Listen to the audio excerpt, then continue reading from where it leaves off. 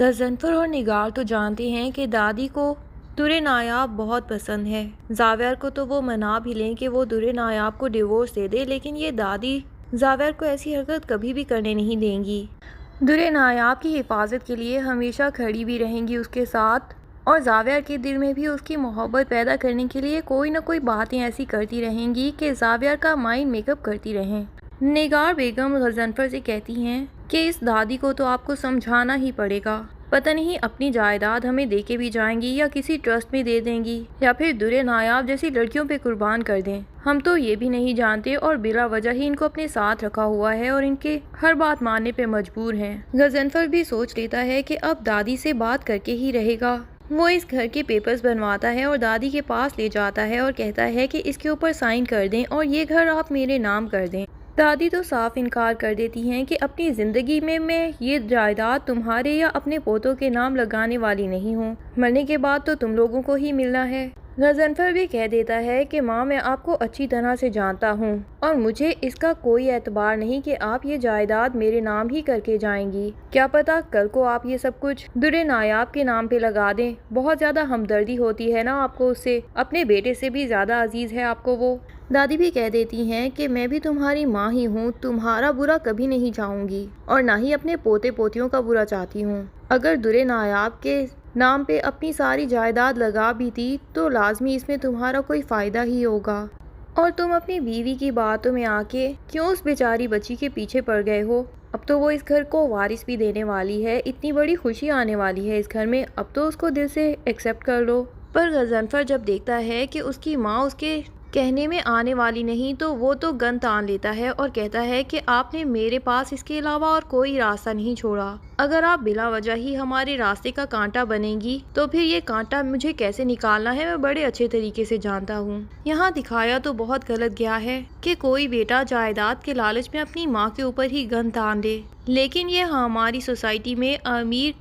Elite class کے culture میں واقعی ہوتا ہے، جہاں ماں باپ ساری زندگی بچوں کے لیے پیسے بنانے میں لگا دیتے ہیں، وہ ان کی تربیت ہی کرنا بھول جاتے ہیں، نوکروں کے ذمے بچوں کو ڈال کے خود پیسے بنانے کی مشین بنے ہوتے ہیں، اور پھر وہی بچے جب بڑے ہو جاتے ہیں تو ان کو ماں باپ کی وہ امپورٹنس تو پتہ ہی نہیں ہوتی اور نہ ہی لگتا ہے کہ انہوں نے ہمارے لیے کوئی قربانیاں دی ہیں، بلکہ انہیں یہی لگتا ہے کہ اب یہ جو جائیداد انہوں نے بنائی ہے اس سب پہ ہمارا ہی حق ہے، اور اس دولت کے پیچھے وہ اپنے پیرنٹس کو بھی بالکل اگنور کر دیتے ہیں، اور یہاں تک کہ ان کو جان سے مار دینے میں بھی ان کو کوئی بھی قباحت نہیں ہوتی۔ غضنفر یقیناً دادی کو گن پوائنٹ پہ رکھ کے ان سے جائیداد کے پیپرز پہ سارے سگنیچر کروا لے گا، تاکہ دادی اب اگر در نایاب کی کوئی سائڈ لے بھی سکیں تو یہ لوگ اتنے پریشرائز نہ ہوں کہ ان کو دادی کی بات ماننی اتنی ضروری ہو۔ غضنفر کے روم سے جانے کے بعد تو دادی زارو قطار رونے لگ جاتی ہیں۔ ادھر سے جنید دادی سے کوئی بات کرنے آتا ہے تو وہ یوں دادی کو روتا ہوا دیکھ کے پریشان ہو جاتا ہے اور ان سے پوچھتا ہے کہ آپ کو ڈیڈ نے ایسا کیا کہا کہ آپ اتنا رو رہی ہیں؟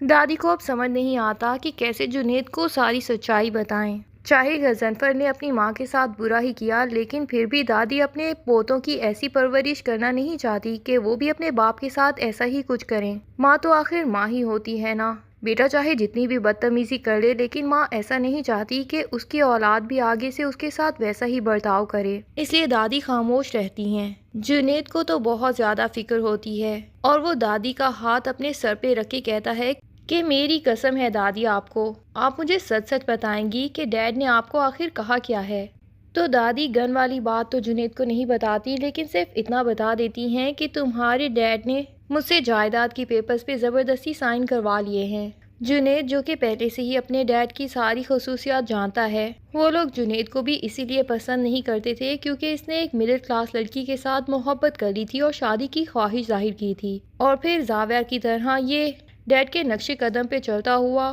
بزنس کو سنبھالنا نہیں چاہتا تھا، بلکہ اپنی زندگی کے کچھ شوق تھے ان کو بھی پورا کرنا چاہتا تھا، جو کہ بقول اس کے موم اینڈ ڈیڈ کے بالکل مڈل کلاس فیملی کی حرکتیں تھیں۔ تبھی تو انہوں نے جنید کو اپنے شوق بھی مار دینے کا کہہ دیا،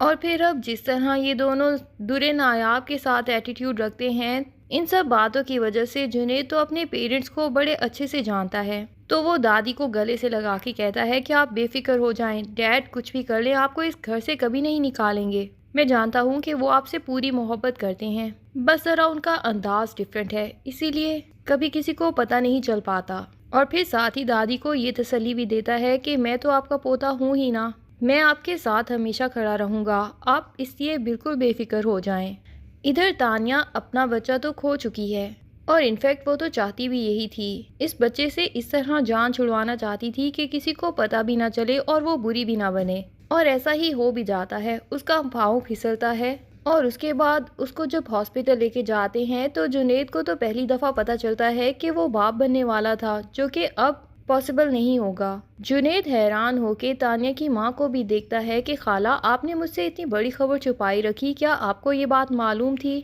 पर निगार ही पहले ही जवाब दे देती हैं कि ये बात तो मुझे भी नहीं बताई थी तानिया ने, यकीनन दुर्दाना को भी नहीं पता होगी। और फिर जुनैद जब तानिया के पास आता है तो उसे फिर भी तसल्ली देता है, हालांकि थोड़ी देर पहले ही इसी बात पे ही दोनों की लड़ाई हो रही थी कि जुनैद अपनी फैमिली को आगे बढ़ाना चाहता था, पर तानिया ने साफ कह दिया था कि मुझे बच्चे बिल्कुल पसंद नहीं और ना ही मैं तुम्हारे साथ फैमिली बढ़ाने के हक में हूँ, क्योंकि हमारा रिश्ता तो पहले ही बहुत लड़खड़ाता हुआ चल रहा है। ऐसे में किसी भी बच्चे को इस दुनिया में लाके हम यकीनन उसके साथ ज्यादती ही करेंगे। जुनैद, जो कि खुद ऐसा नहीं चाहता, वो तानिया के साथ दिल से मोहब्बत भी करता है और उसके साथ ही सारी जिंदगी गुजारना चाहता है और अपनी फैमिली बनाना चाहता है।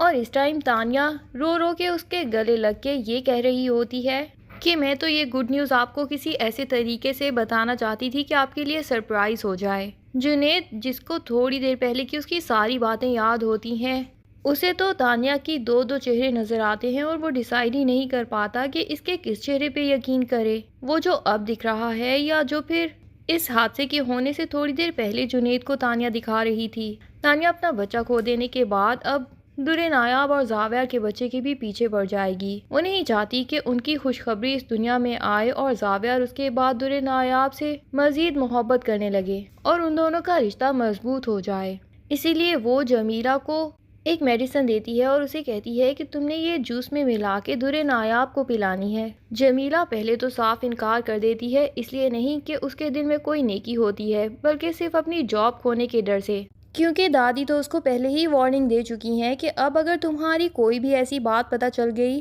कि तुम दुरे नायाब के लिए कुछ भी बुरा सोच रही हो तो फिर देखना तुम्हें मैं इस नौकरी से फौरन से पहले निकाल दूंगी। पर तानिया अच्छी खासी रकम की ऑफर करती है जमीला को कि वो साल भी सुकून से बैठ के घर में खा सके, और उसे कहती है कि इसके बदले में तुम्हें सिर्फ और सिर्फ मेरा यही काम करना है। अब जमीला यकीनन तानिया की ये फरमाइश भी पूरी करने की कोशिश तो करेगी, लेकिन दुरे नायाब, जिस पे खुदा इतना मेहरबान है कि उसके साथ कभी भी कोई कुछ बुरा कर ही नहीं पाता, खुद ब खुद ही कोई ना कोई रास्ता निकल आता है।